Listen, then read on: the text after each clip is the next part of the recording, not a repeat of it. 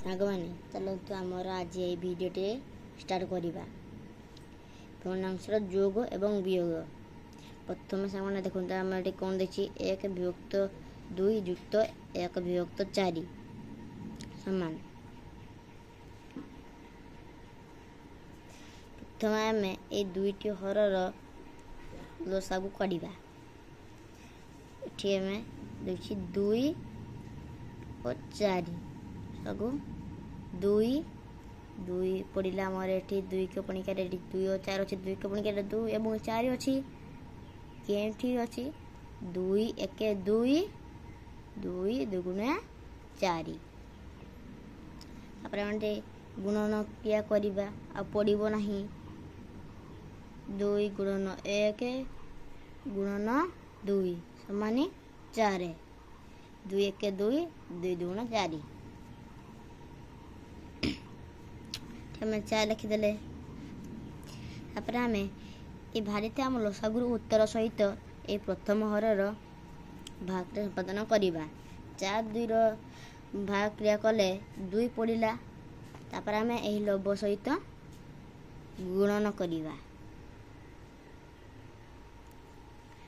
2 1 2 ଆମେ 2 ଲେଖିଲେ ଏଠି ତାପରେ କେଉଁ ଚିହ୍ନ ଦିଆଯାଉଛି ଯୁକ୍ତ ଚିହ୍ନ ଦେଇଦେଲେ।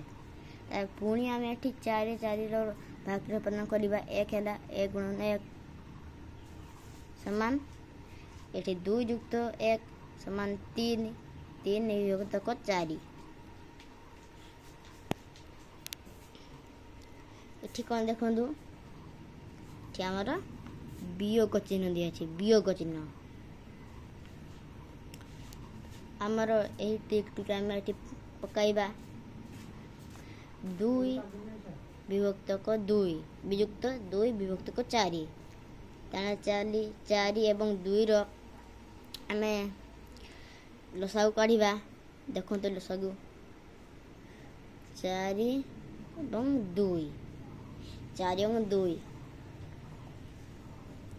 ଆମେ ପ୍ରଥମେ 2 କ ବଣି ପକାଇବା କାହିଁକି ନା 4 2 2 କ ମୁଖରେ ଅଛି କ'ଣ 2 2 4 2 1 2 ତାପରେ ଆମେ ଗୁଣନ କ୍ରିୟା କରିବା 2 ଗୁଣନ 2 ଗୁଣନ 1 ସମାନ 2 ଗୁଣା 4 4 1 ଗୁଣା 4 ଆମେ 4 ହେଲା। ଏଠି ଆମେ ଲେଖିଦେବା 4। ମୁଁ ସେତେବେଳେ କହିଥିଲି ଯେ ଏଠି 4 ଏବଂ ପ୍ରଥମ ହରର ଆମେ ଭାଗ ସମ୍ପାଦନ କରିବା। ଦେଖନ୍ତୁ ଆମେ ଏଠି ବି ଭାଗ ସମ୍ପାଦନ କରିବା 4 ଏବଂ 2ରେ 4 2ରେ ଭାଗ ସମ୍ପାଦନ କଲେ ଆମର 2 ପଡ଼ିଲା। ଏଠି ଆମେ 2 ଗୁଣନ 2 ଏଠି ଆମେ କହିଥିଲି ସେତେବେଳେ ହର ସହିତ ଲବ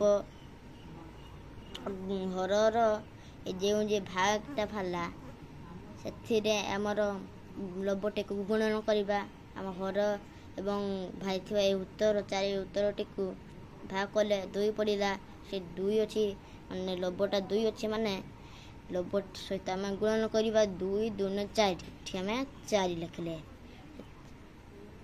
ଆଉ ଥରେ 4 ଅଛି ଏଠି ବି 4 ଅଛି 4 1 4 1 ପଡ଼ିଲା ଆମର ଏଠି 1 2 ଦିଆଯାଇଛି 1 2 2 ବିୟୋଗ ଚିହ୍ନ ଦେବା 2 1 2 ଏଠି ପଡ଼ିଲା 2 4ରୁ 2 ଗଲେ ସମାନ 4ରୁ 2 ଗଲେ 2 ବିଭକ୍ତକ 4 ସେଠି ବାହାରିଗଲା।